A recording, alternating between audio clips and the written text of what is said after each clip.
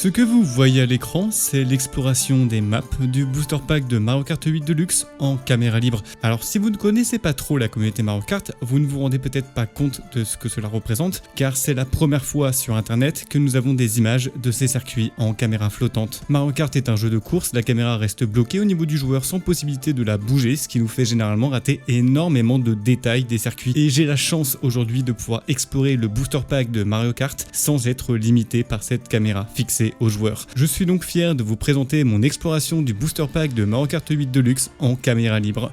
Avant toute chose, pensez à vous abonner à la chaîne du Ko-fi si ce n'est pas déjà fait. Sur ce, commençons la vidéo. Les circuits villes, un vrai travail d'artiste. Dès la première vague du booster pack de Mario Kart 8 Deluxe, les développeurs nous ont surpris avec un circuit sorti sur MK Tour Paris, soit une map qui nous fait rouler au milieu de notre capitale, et ces circuits villes sont devenus récurrents à chaque sortie de vague, proposant ainsi un total de 12 circuits, passant de Bangkok à New York, Los Angeles ou bien même Amsterdam, bref, une grosse surprise, surtout que ces maps ont la particularité de mettre des monuments de chacune de ces villes en avant. Commençons notre exploration sur Tokyo. Il ne pouvait que la rendre grandiose. Alors déjà en jeu elle a vraiment du charme, alors en caméra libre c'est juste sublime. La ville est immersive avec ses toits animés, ses avions qui passent au-dessus de notre tête, chose que l'on ne peut même pas voir en plein jeu. Ici tout y est précis, jusqu'à même un distributeur gachapon, un distributeur typique des villes japonaises. D'ailleurs l'on peut lire sur le bâtiment qui surplombe le distributeur un mot: Akibara, faisant référence au quartier geek et technologique de Tokyo.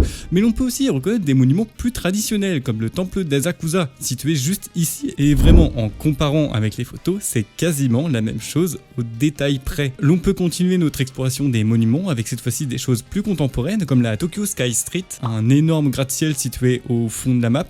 Nous y retrouvons aussi le mont Fuji, ici bien représenté également. L'on peut vraiment voir que le travail est titanesque. L'on reconnaît parfaitement les bâtiments et la caméra libre nous permet de les voir sous tous les angles. Mais je vous réserve quelque chose de plus. J'ai décidé de pousser mes recherches et je vais vous montrer une photo sur Google Maps.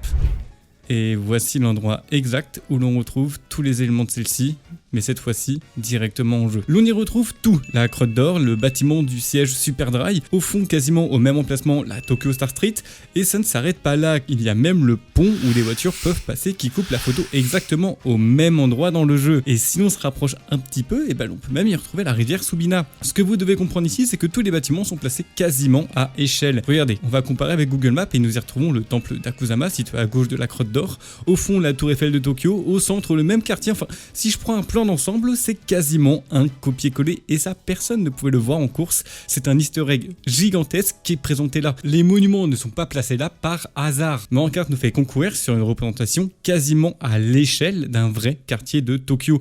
Et forcément, quand j'ai découvert ça, j'ai été vérifier les autres maps. À vrai dire, Tokyo, que ça soit représenté comme ça ne me choque pas, car c'est une ville asiatique. Mais qu'en est-il pour les villes hors Asie? Je vous présente New York, un circuit dans la nuit avec énormément de gratte-ciel. Nous y retrouvons tout de même les monuments historiques, comme la Statue de la Liberté, que je n'avais jamais vue en jeu d'ailleurs, si bien qu'au début je pensais même que Nintendo l'avait oubliée, mais non, elle est bien présente juste ici. Nous y retrouvons le Muséum National, en haut de la map, pas loin du parc. Au milieu se trouve le Rockefeller Center, où les gens très riches viennent acheter des trucs très chers. Dans Mario Kart, nous on tape nos meilleurs drifts dedans, c'est rigolo. À côté de celle-ci se trouve l'Empire State Building, ainsi que la chapelle Saint-Paul située juste ici. Reprenons notre carte pour vérifier si cela correspond bien. Bon, alors quasiment l'échelle est plus ou moins bien respectée, et j'avoue me perdre entre tous les gratte-ciel présents, mais l'on peut voir que le muséum se retrouve au nord de la map et la Statue de la Liberté au sud. Par contre, on oublie Liberty Island, il n'y a pas d'eau, il n'y a pas d'île. On ressent quand même que Nintendo a fait des efforts, mais je trouve New York beaucoup moins réussi malgré l'exactitude du design des monuments. J'ai réussi à les reconnaître assez vite, et ça quand même ça reste fou. Si on s'attache au décor, nous y retrouvons un urbanisme assez proche de ce que l'Amérique fait avec des routes carrées. Dans le parc, nous y retrouvons le zoo, ainsi que le château situé exactement où il devrait être. Dans la rue des marchands de hot dog, bon alors je vais vous prévenir, on va vraiment rester dans les clichés niveau bouffe. Attendez-vous donc à ça. Bref, tout y est représenté, mais quand même, malgré quelques plans que j'ai trouvés sur Google Maps, on s'éloigne quand même de l'exactitude que pouvait être Tokyo. Pour continuer notre exploration, je vais vous proposer un petit best-of de monuments des circuits villes en jeu comparé à ceux de la vraie vie.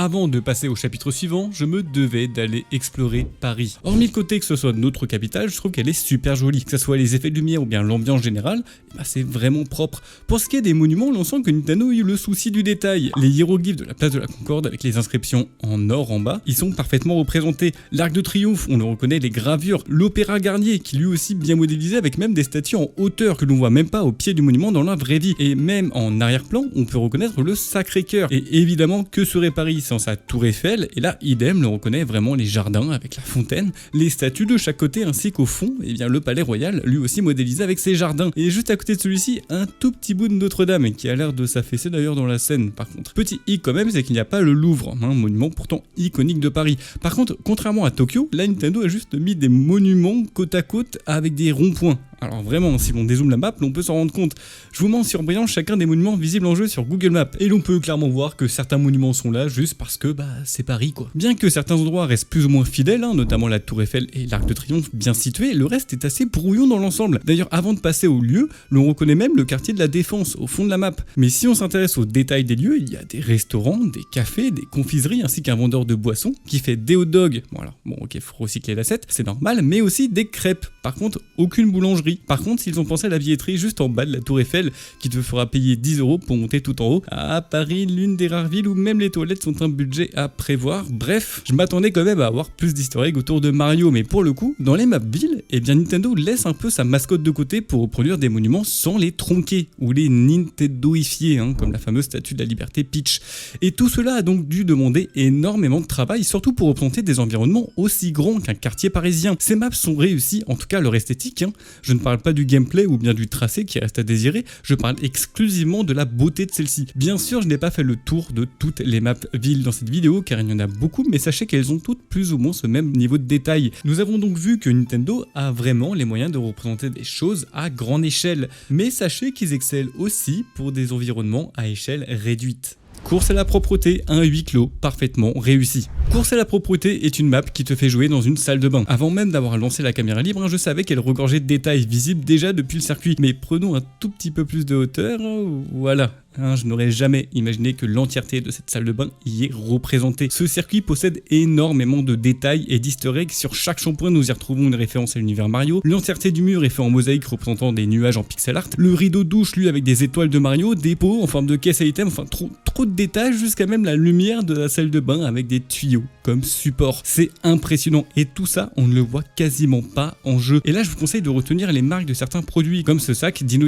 Outdoor and Camping Goods, qui va réapparaître plusieurs fois dans les maps. Nintendo a vraiment décidé de continuer le lore de Mario Kart 8 Deluxe, comme cette valise avec toutes les compagnies aériennes que l'on voyait déjà dans Aéroport Azur. L'on sent quand même que la Switch donne tout pour cette map, notamment avec les reflets de miroir qui restent corrects. Par contre, malgré le soin qu'a fait Nintendo à l'ambiance de cette map, qui me fait beaucoup penser à Mario Party DS lorsque nous sommes rétrécis, certaines incohérences restent présentes. Déjà, l'évier rempli d'eau, c'est pas possible car il dépasse la limite de l'évacuation située juste ici. Il ne devrait pas rester aussi plein. Et deuxième chose, toujours sur l'évacuation, c'est ici, dans la course, il y a une petite portion de route qui se fait dans les canalisations. Mais ce n'est pas logique de ressortir au milieu de ta salle de bain. Normalement, ici, tout devrait être inondé. Je sais que c'est vraiment du détail, en aucun cas j'en tiens rigueur à Nintendo, surtout que l'on peut l'apercevoir qu'à l'aide de la caméra libre. C'est l'une des maps les plus détaillées du jeu et je pourrais encore passer des heures à l'explorer, à la recherche du moindre détail. Mais pour le prochain chapitre, j'ai envie de vous parler un petit peu des incohérences des circuits de Mario Kart. Les incohérences laissées par Nintendo. S'il y a bien une chose que Nintendo réussit à faire dans ses circuits, c'est de créer une cohérence des décors. Lorsque le jeu nous faisait rouler sur route ruban, un circuit dans une chambre d'enfant, eh bien tout y était logique. Mais il arrive parfois que Nintendo fasse passer le tracé de la route en priorité par rapport à l'importance de la cohérence de celle-ci, rendant invisibles les imperfections une fois en course, mais elles restent cependant visibles via la caméra libre. Prenons le cas de Mont Festif, une map originale sortie lors de la 3e vague de DLC du Booster Pack. Les décors et l'ambiance de cette map sont assez rarement exploités par Nintendo car il s'agit d'une map mettant Noël au centre de sa direction artistique, avec un train distribuant des cadeaux, des chalets allumés aux couleurs de Noël, enfin bref, tout y est magnifiquement bien représenté. À un détail près, ce train, en jeu cela nous apparaît juste comme un élément vivant du décor, mais en caméra libre l'on peut suivre son tracé. Il commence depuis la montagne, descend le circuit jusqu'à glitch à l'intérieur de celui-ci.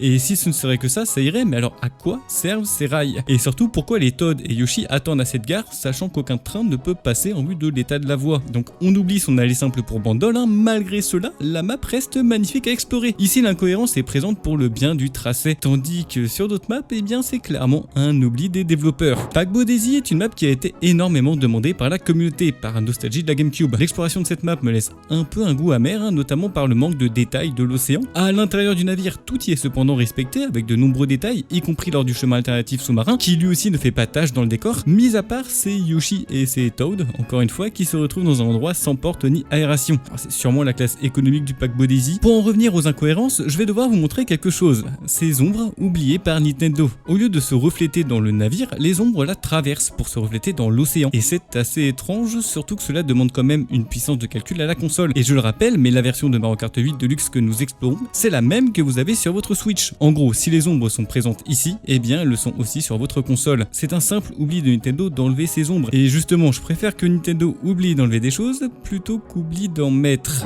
Je vous présente Pays Crépusculaire, une map remasterisée de l'opus GBA, le seul circuit à avoir un cycle jour et nuit qui a dû d'ailleurs vraiment être galère à coder sur Game Boy Advance. Cependant, il est totalement inexistant sur la version Switch. Mais il n'y a pas que ça, la map est vidée de tout décor. Il y a peu de Tipeee, peu de personnages. L'on sent que Nintendo a fait le strict minimum, jusqu'à même oublier de faire des feux de camp. Car oui, en course, je voyais généralement la fumée s'échapper de la montagne. Donc clairement une fumée de feux de camp des maisons situées juste à côté. Mais en caméra libre, eh bien on se rend compte que cette fumée vient de nulle part. Et lorsque l'on compare ce circuit à d'autres circuits du jeu de base, eh bien on sent un manque de temps de la part de Nintendo pour peaufiner ces détails. Mais bon, vous me direz qu'il est connu que Nintendo n'ait jamais trop détaillé ses circuits issus de GBA ou bien de Super NES, car le tracé de celui-ci se suffit à lui-même. Mais qu'en est-il des maps remasterisées d'un opus bien plus gourmand, la version Wii? Le remake Wii versus les remakes Switch.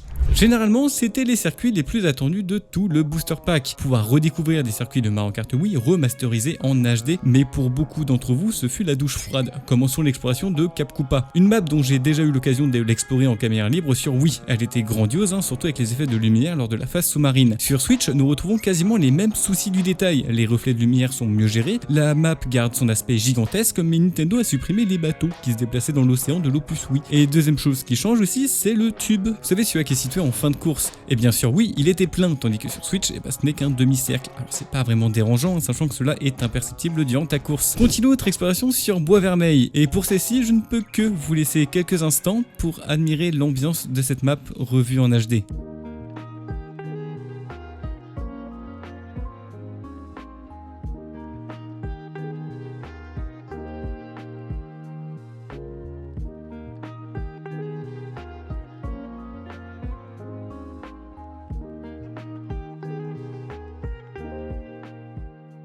Cette map pourrait vraiment servir à faire des vidéos Beautiful Video Games.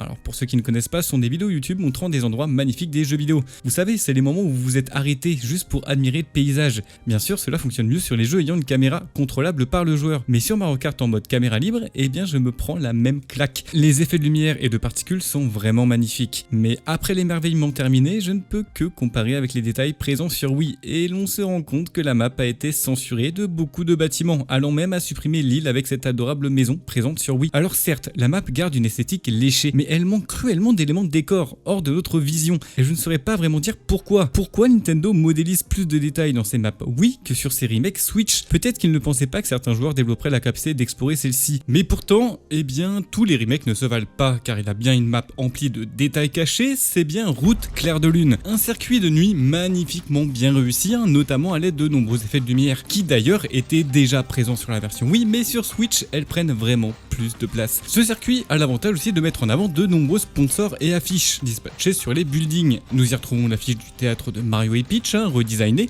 Beaucoup de sponsors Wii se sont vus remplacés par des sponsors de Mario Kart 8 Deluxe, comme l'assurance Toad ou bien même certains panneaux représentant du pixel art de Mario. Pour ce qui est du sud de la map, alors vous savez le début de course avec le pont, et bien ici par contre nous y perdons en détail. Chose assez flagrante, c'est la lune qui sur Wii était modélisée en 3D, tandis que sur Switch, eh bien ce n'est qu'un PNG collé dans le fond du décor afin d'économiser des performances, je suppose. D'ailleurs, nous retrouvons les mêmes techniques que sur Wii avec les reflets dans l'eau. Créer un même modèle mais symétriquement opposé et en qualité basse sans couleur afin de le faire apparaître comme un reflet qui en soi n'en est pas vraiment un. Et dernier détail de cette map, c'est la fameuse route secrète. Et ici, je vais devoir vous parler d'une légende urbaine qu'entoure Mario Kart Wii. Un joueur avait soi-disant trouvé un moyen de monter sur le pont de Clair de Lune avec même une vidéo à l'appui. J'avais même d'ailleurs débunk cela en m'y essayant moi aussi sur l'opus Wii. Et bien bien sachez que ce mythe a dû faire du bruit chez Nintendo car nous retrouvons certes la même route modélisée dans son entièreté. Alors je peux pas tester s'il y a bien une collision dessus, ce qui permettrait de s'y poser, mais nous voyons tout de même une affiche avec écrit Deltaplane Dream, soit un deltaplane de rêve avec une flèche pointant cette route. Je ne sais pas si cela est fait exprès, mais en tout cas il faut admettre que la coïncidence est quand même assez grosse. Continuons un petit peu notre exploration avec une autre légende urbaine bien connue sur l'Opus Wii, qui en soi, eh bien s'est avérée vraie.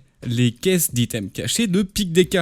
Lorsque nous explorons la map en caméra libre sur Wii, eh bien nous y retrouvons des caisses à items oubliées sous la route. Alors bien sûr elles sont inutilisables, mais elles sont bel et bien présentes. Et bien si on vérifie cela sur la version Switch, les caisses à items ont bien évidemment disparu, ce qui montre bien que c'était un oubli de la part de Nintendo. Profitons-en pour explorer un petit peu la map. Nous y voyons déjà le trajet des Mascas, qui pour le coup est cohérent. Il prend le télésiège, redescend la montagne avant de reprendre la remontée mécanique. C'est un détail encore une fois que l'on peut pas vraiment voir en temps normal. Autre détail, mais cette fois-ci technique, c'est l'écran géant situé sur la map. L'on se rend compte que celui-ci n'affiche pas votre joueur, mais bel et bien votre caméra en jeu. D'ailleurs, c'est pour cela que j'arrive à lui faire afficher ce que je vois. Pour ce qui est de l'arrière-plan, nous y retrouvons aussi de nombreuses montagnes, elles aussi modélisées. Ce ne sont plus de simples PNG comme sur Wii. Les montagnes sont entièrement en 3D, notamment celle-ci qui s'élève plus haut que les autres. C'est un peu l'Everest de Mario Kart, il ne manque plus que l'aigle et l'esprit Kaizen et ça sera totalement respecté. Par contre, un détail étrange est présent sur ce circuit, c'est cette fumée verte s'échappant de l'arrière-plan.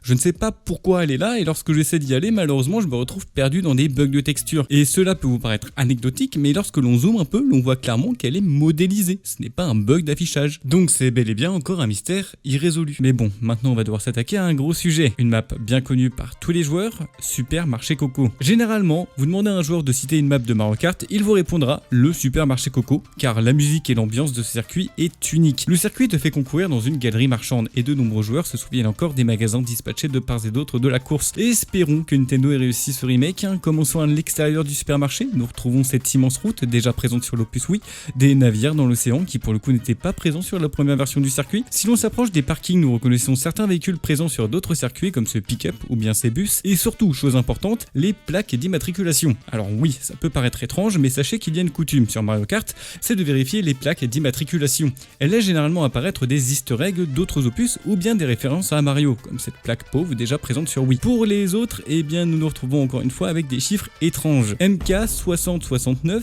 et MK5001.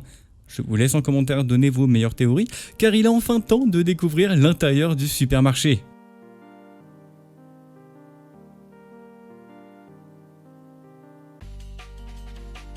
Nous y retrouvons beaucoup d'éléments présents sur Wii, mais en version plus contemporaine. Les vendeurs de snacks proposent maintenant des champignons géants ainsi que des hot dogs. Bon, alors à choisir, moi je prends celui de droite, mais je sais pas pourquoi. Mais surtout, ce qui nous intéresse le plus, eh bien, c'est les boutiques. Et là, il y a un gros souci. Alors certes, leurs noms ont changé afin de respecter le lore de Mario Kart 8 Deluxe. L'on retrouve notamment le fameux magasin Dino Dino Camping, découvert précédemment sur course à la propreté, mais beaucoup de détails ont sauté. Sur la version Wii, nous avons l'habitude d'avoir des textures en 2D afin de modéliser l'intérieur du magasin. Tandis qu'ici, Nintendo n'y prête même pas la peine de faire quoi que ce soit. Une simple vitre opaque, blanche, et c'est bien dommage car l'on parle de détails visibles en course. Mais cela n'a pas empêché Nintendo de retirer aussi des choses qui étaient invisibles pour les joueurs, comme ce troisième étage du supermarché sur Wii. Il y avait même des Mii qui t'acclamaient. Tandis que sur Switch, eh bien rien du tout. Un simple plafond. Nous retrouvons malgré tout cette salle vide permettant de créer de la profondeur au magasin. Les seuls vrais détails croustillants de cette map, c'est lors du premier raccourci, où l'on peut apercevoir quelques articles disposés de part et d'autre de la boutique. Que dire des remakes des circuits Wii sur Switch? Eh bien malgré les textures HD et les effets de lumière magnifiques, que l'on ressent d'ailleurs surtout dans des environnements de nuit comme sur Route Claire de Lune, les circuits manquent cruellement de détails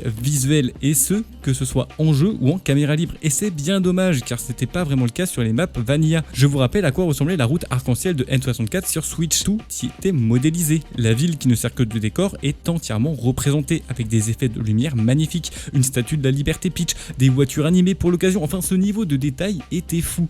Pourtant, nous sommes sur la même console, et là, on en est loin. Peut-être que Nintendo a réservé ce niveau de détail pour ses circuits emblématiques, les routes arc-en-ciel. Eh bien, vous l'aurez compris, partons explorer un petit peu l'espace de Mario Kart. Les routes arc-en-ciel du Booster Pack. Les routes arc-en-ciel sont des circuits uniques en leur genre. Nintendo en a créé une pour chaque opus de la licence et par chance, Mario Kart 8 Deluxe ainsi que son booster pack, eh bien les possède quasiment toutes dans son roster de maps et bien évidemment remasterisées en HD. Ces circuits ont une DA unique car elles te feront concourir dans l'espace avec généralement beaucoup de détails mis sur les planètes. Commençons avec la route arc-en-ciel Wii, qui a été remake à la dernière vague de DLC. Ici, le circuit se trouve dans l'espace et plus précisément juste au-dessus de la planète Terre.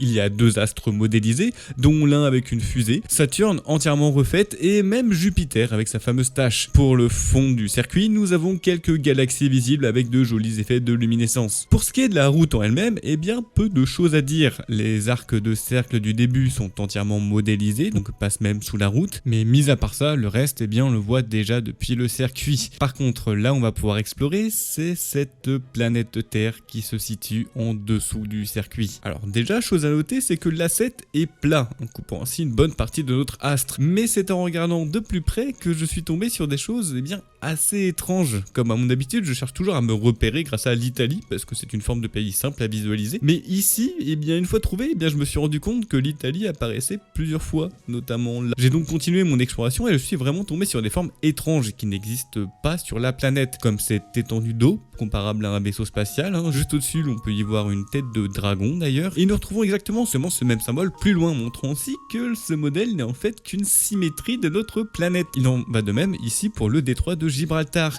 et cette technique qui je pense est là pour éviter d'avoir des coupures de notre Terre, et bien crée des formes vraiment bizarres, comme cet étrange vaisseau, ou bien même ces têtes qui ne sont que des illusions d'optique dues à la symétrie. Et je ne sais pas si Nintendo l'a fait pour créer des easter eggs, ou bien que ce soit simplement créé accidentellement. Partons maintenant à l'exploration de la seule route arc-en-ciel, nous proposons de rouler sur la Lune, la route arc-en-ciel de 3DS. Ici nous y retrouvons une map bien plus grande que celle sur Wii, avec plus de détails, notamment dans l'espace. Nous y retrouvons de nombreuses galaxies qui d'ailleurs ne sont en fait que des textures transparentes et plates. Il y a bien évidemment des planètes modélisées en entière. Il y a même la Terre qui pour le coup ne présente aucune symétrie, elle affiche bien tous les pays et bien évidemment ce que vous attendez tous, eh bien l'énorme astre sur lequel nous pouvons rouler, qui lui aussi est modélisé dans son entièreté et vraiment il est gigantesque. D'ailleurs je m'attendais à tomber sur des easter eggs sur la face cachée, mais rien du tout. Dommage. Dernière chose peu ordinaire, c'est le champignon qui n'a clairement rien à faire là et qui repose en fait sur rien du tout. Voilà, je m'attendais aussi à y trouver un petit astéroïde, mais non. Alors que dire de ces maps? Eh ben déjà qu'elles possèdent beaucoup moins de détails que les maps sorties sur le jeu de base. Encore une fois, si l'on compare avec les routes arc-en-ciel de Wii U,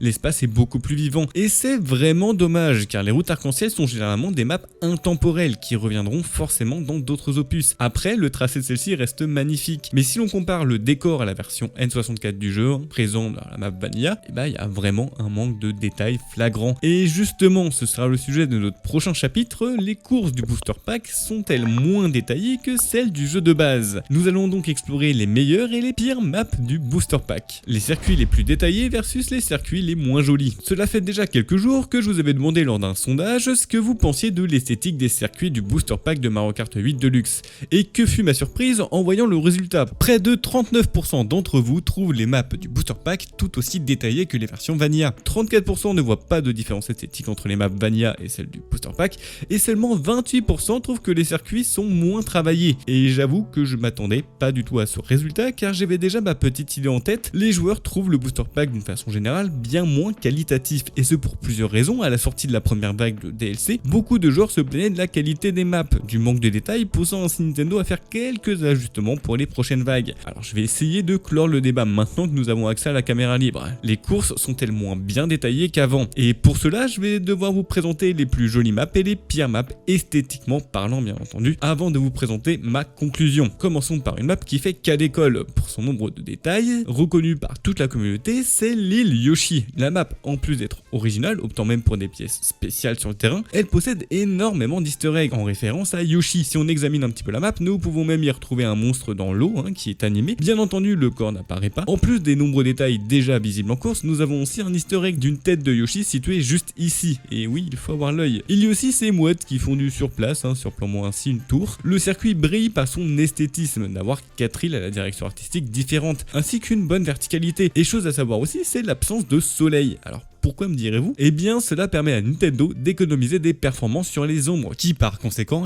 restent fixes. Et lorsque Nintendo veut créer une ambiance ombragée, il crée des rayons spéculaires sortant des arbres, comme ici. Alors c'est pas grand chose, mais cela pourrait traduire du fait que cette map demande beaucoup de ressources à la console, d'où l'absence de soleil, permettant ainsi de garder en fluidité. A contrario, la map qui ne risque pas de faire surchauffer ta console, c'est Desert Calimari. À la sortie de celle-ci, même en jeu, l'on voyait déjà que la map manquait énormément de détails, et en caméra flottante, c'est d'autant plus flagrant. Alors certes, le train est présent, en plus de refléter la lumière du soleil, mais le reste, c'est vide, au point que je peux vous citer chaque détail. Il y a 6 panneaux publicitaires et 2 tuyaux, ainsi qu'un aigle surplombant le circuit. C'est tout. Le reste, c'est des textures vides. On a le sentiment que les développeurs n'ont pas fini la map, et c'est bien dommage, car les environnements désertiques des circuits Vanilla étaient bien plus détaillés. D'ailleurs, quand je dis circuit Vanilla, je parle bien évidemment des circuits sortis sur le jeu de base. Mais ce qui est étrange, c'est que Desert Calimari est sorti en même temps que Pinball Waluigi, qui elle, pour le coup, possède énormément de détails. On peut y suivre les trajectoires des billes, les effets de lumière sont magnifiques, il y a même un hélicoptère que l'on ne voit quasiment pas en course.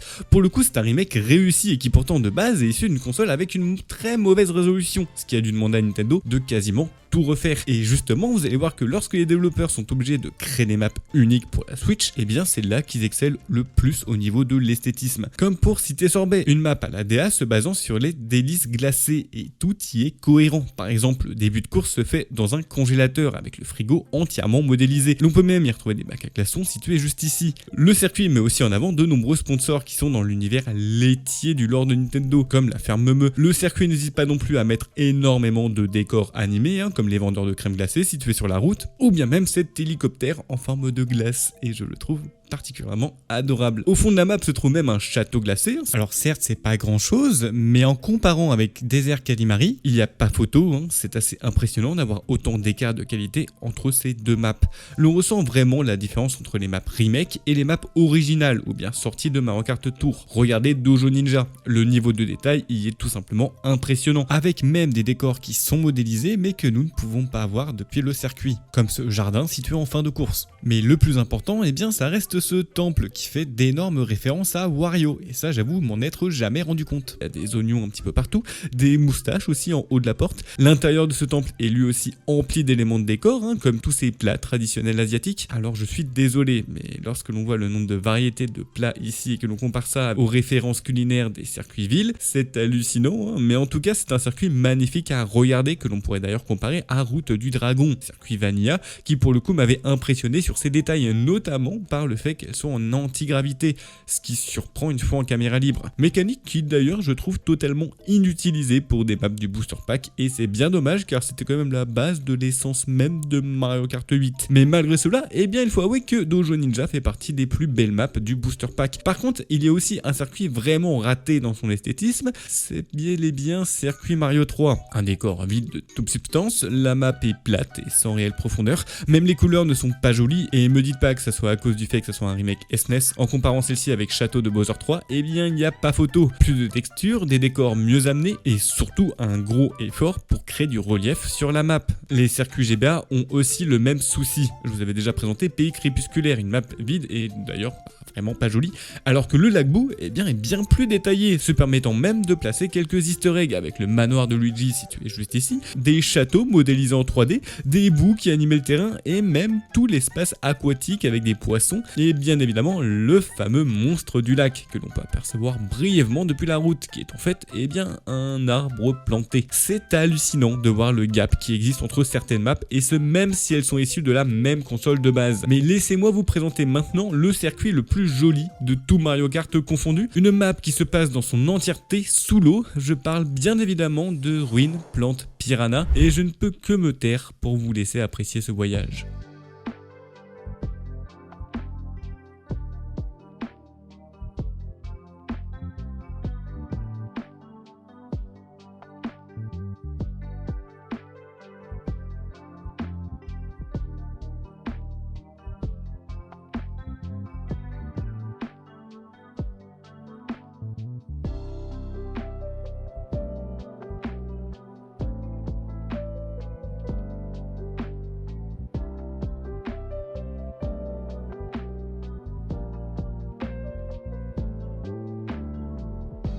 Le circuit est magnifique et surtout eh bien gigantesque car il fallait modéliser la partie immergée mais aussi la partie submergée de la course.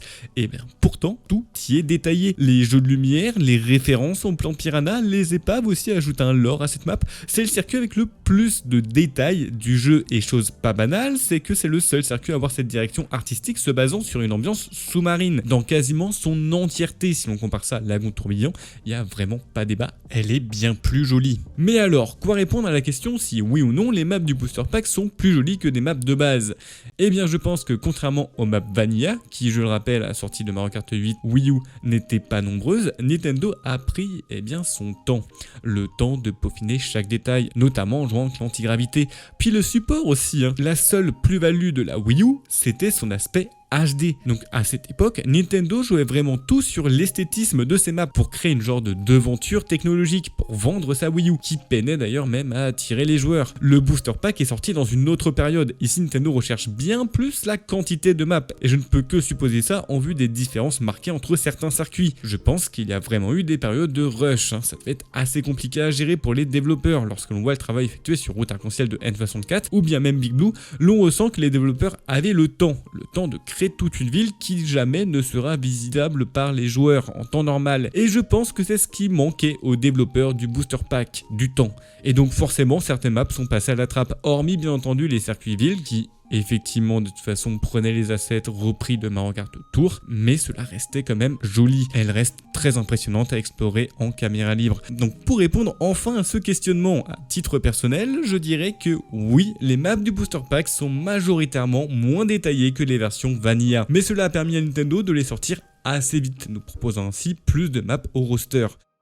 Notre exploration touche à sa fin. Alors je sais, je pense que si vous êtes arrivé là, vous en voulez encore. Je profite donc de cette conclusion pour vous montrer à l'image des circuits que je n'ai pas traités en tant que tels. Je remercie Signé Jarme, un membre actif du Ko-fi qui roule sa bosse en informatique et qui nous a permis à tous de faire cette exploration. Allez voir sa chaîne YouTube et sa chaîne Twitch, hein, tout est en description. J'attendais de faire cette vidéo depuis longtemps. Depuis même la découverte de la caméra libre, hein, effectuée par E.D. Layton, il y a maintenant quelques années sur le jeu de base. Cela m'avait passionné et c'est pour cela que je vous ai proposé pendant l'été mes propres explorations. J'aime Mario Kart et pouvoir explorer mon jeu de cœur à l'aide d'une caméra libre a été vraiment une superbe expérience et surtout cela m'a permis de vivre l'entièreté des maps car oui, Mario Kart est un jeu de course et donc la caméra reste bloquée sur ton joueur. Ici, on a l'avantage de pouvoir explorer des choses que les développeurs n'ont même pas prévu de nous montrer de base. J'espère que la vidéo vous a plu. Elle m'a demandé énormément de temps, sachant que je ne voulais pas tronquer celle-ci, donc forcément, je me suis laissé un petit peu aller sur l'écriture, ce qui a rendu la vidéo en retard. Car en soi, eh bien, elle est bien plus conséquente qu'à mon habitude. Donc dites-moi en commentaire si la longueur de celle-ci ne vous a pas semblé de trop. Sur ce, à la semaine prochaine pour une nouvelle vidéo.